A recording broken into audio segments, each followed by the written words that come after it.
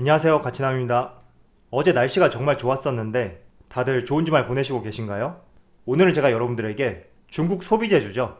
중국 소비재주와 관련해서 말씀을 들어보도록 하겠습니다.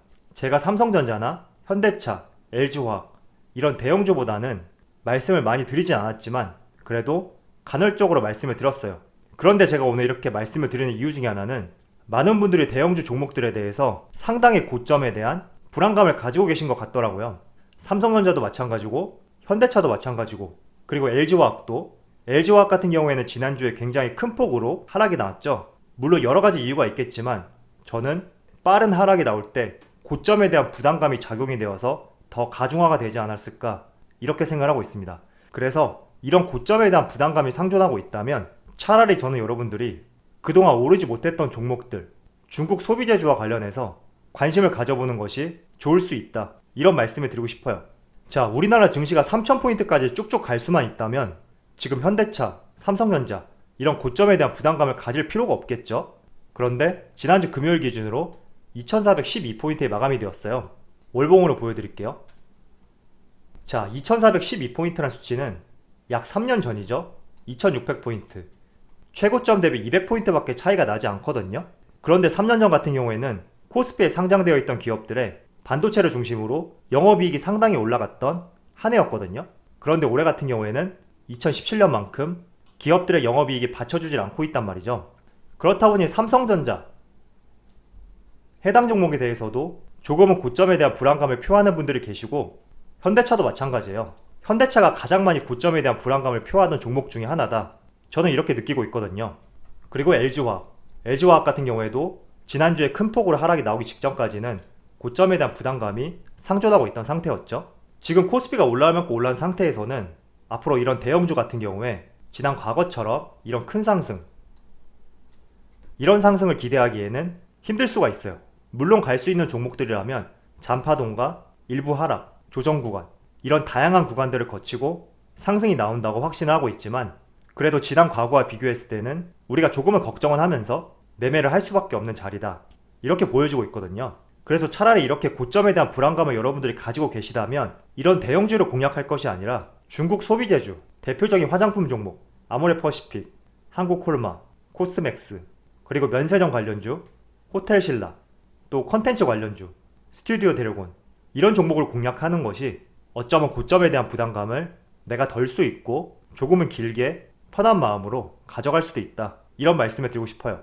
자, 며칠 전에 이런 기사가 하나 발표가 되었는데 중국의 3분기 GDP가 5.2%를 달성할 가능성이 높다 이런 내용이 발표가 되었어요.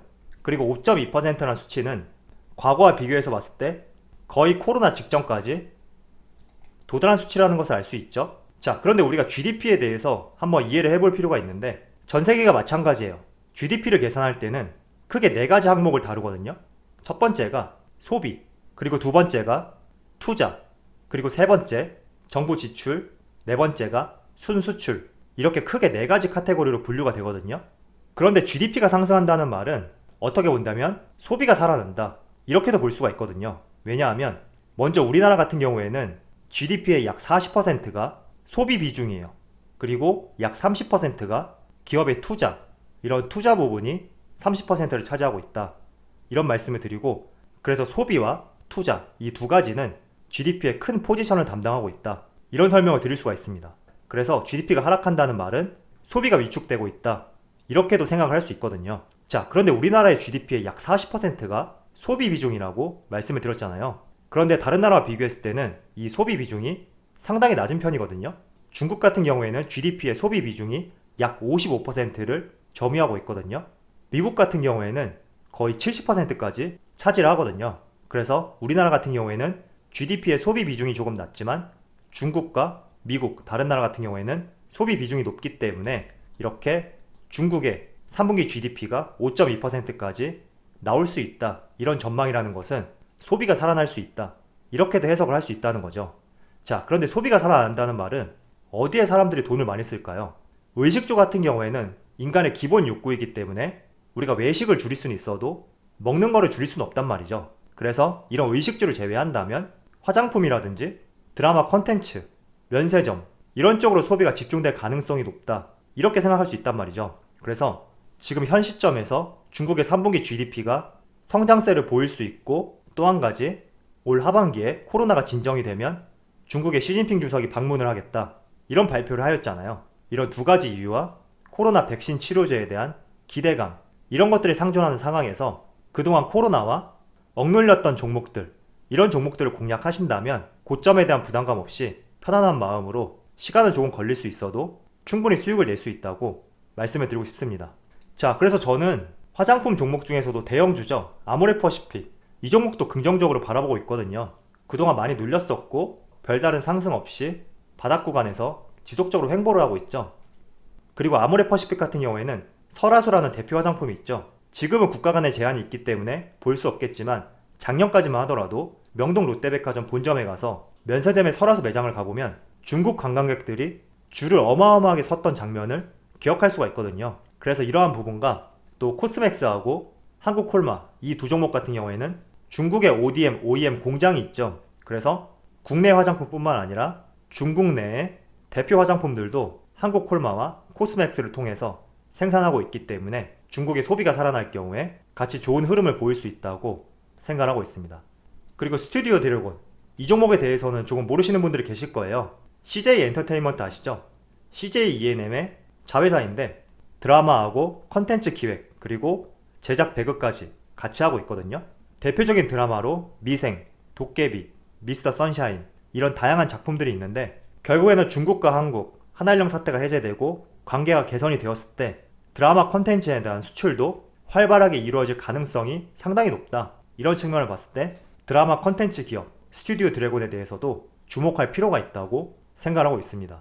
또 호텔신라, 해당 종목은 제가 몇 번 말씀을 드렸죠. 75,900원인데 저는 이 종목을 매수를 했거든요. 이런 종목들 같은 경우에는 5%, 10% 이렇게 떨어져도 부담감이 없는 종목 중에 하나예요. 그래서 지금 구간에서는 5%, 10%, 뭐 많게는 15% 이런 하락들에 대해서 신경 쓰기보다는 다시 코로나로 눌렸던 종목이 살아나고 중국과의 관계가 개선이 될 때 이런 시점을 위해서 선제적으로 꾸준히 담아가는 전략을 취하는 것도 상당히 좋은 전략이다, 이런 말씀을 드릴게요. 솔직히 지금은 물량을 조금 더 확보하기 위해서 주가가 안 올랐으면 좋겠어요. 최소한 8만원 넘지 않았으면 좋겠는데 저는 그렇게 생각하거든요. 지금 제가 말씀드렸던 종목들은 어쨌든 중국과의 관계가 개선이 되어야 되고 코로나도 어느 정도 진정이 되어야지 본격적인 상승이 나올 수 있는 종목이라고 생각을 해요. 그렇기 때문에 시간이 걸리면 걸렸지 언젠가는 다시 상승이 나올 수 있는 종목이다, 이런 생각을 갖고 있고, 호텔신라 같은 경우에는 매출의 대부분이 면세점에서 나오고 있죠. 그리고 면세점 매출의 약 80%가 중국발 매출이거든요. 그렇기 때문에 중국과의 관계 개선, 이 부분도 정말 중요하고 코로나의 치료제 백신이 나왔을 때는 기대감으로 먼저 상승이 나올 수도 있다고 생각을 하고 있습니다. 물론 앞서 말씀드린 화장품 관련 종목도 마찬가지고 스튜디오 드래곤, 컨텐츠 관련 종목도 동일하다고 생각을 하고 있으니까 여러분들도 한번 잘 생각을 해보시면서 대응을 해주시면 좋을 것 같습니다.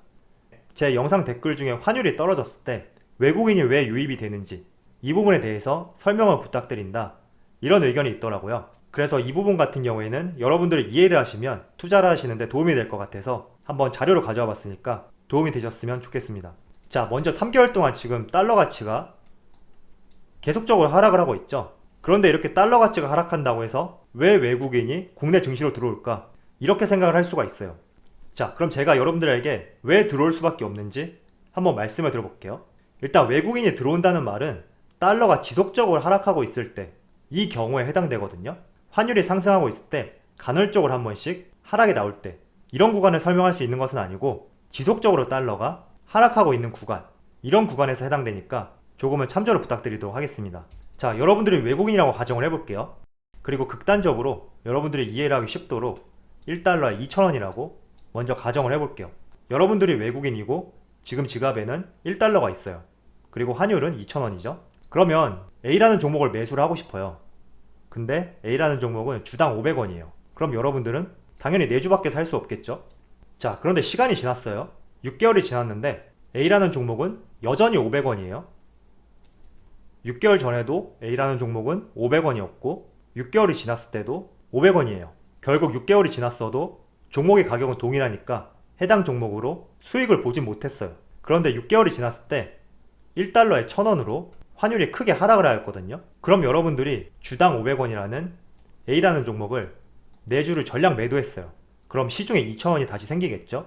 그런데 달러의 가치가 하락해서 1달러에 1,000원까지 이렇게 내려간다면 여러분들은 2,000원이란 돈이 2달러가 되겠죠? 처음에는 1달러를 들고 왔는데 주가는 상승도 하지 않았지만 매도하고 보니까 2달러가 되었어요. 그래서 이렇게 달러가 지속적으로 하락하게 될 경우에는 외국인이 주가에 대한 차익 실현 외에도 환율에 대한 이득을 볼 수 있다는 거죠. 그래서 환율이 지속적으로 하락할 때는 외국인의 자본이 들어올 가능성이 높다. 이런 말씀을 드리는 것입니다. 자, 그렇다면 외국인 같은 경우에는 어떤 종목들에 주로 들어올까요? 외국인 같은 경우에는 자본이 많기 때문에 코스닥 종목들은 별로 선호하지 않는단 말이에요. 그래서 주로 대형주, 코스피 상위 종목들, 이런 종목들 위주로 들어올 가능성이 높은 시점이다. 이런 말씀을 드리도록 하겠습니다. 자, 제가 여러분들에게 오늘 고점에 대한 부담감, 그리고 중국 소비재주, 이어서 환율과 외국인의 관계, 이런 부분에 대해서 말씀해 드렸습니다. 한번 여러분 나름대로도 내용을 정리해보면서 투자 계획을 세우시면 좋겠고요. 제가 지난주 일요일날 차트 보는 방법, 기초편에 대해서 영상을 올렸거든요. 그런데 상당히 도움이 되셨다는 분들이 계시더라고요. 그래서 오늘도 올릴 계획을 가지고 있었는데 주말에 일정이 좀 바쁘다 보니까 이번 주에는 올리기가 좀 힘들 것 같아요. 그래도 제가 차트 보는 방법에 대해서 후속편을 약속드리고 다시 올려드리도록 하겠습니다. 자, 그럼 오늘 영상에서 마치도록 하고요. 항상 여러분들의 성공 투자를 기원하도록 하겠습니다. 감사합니다.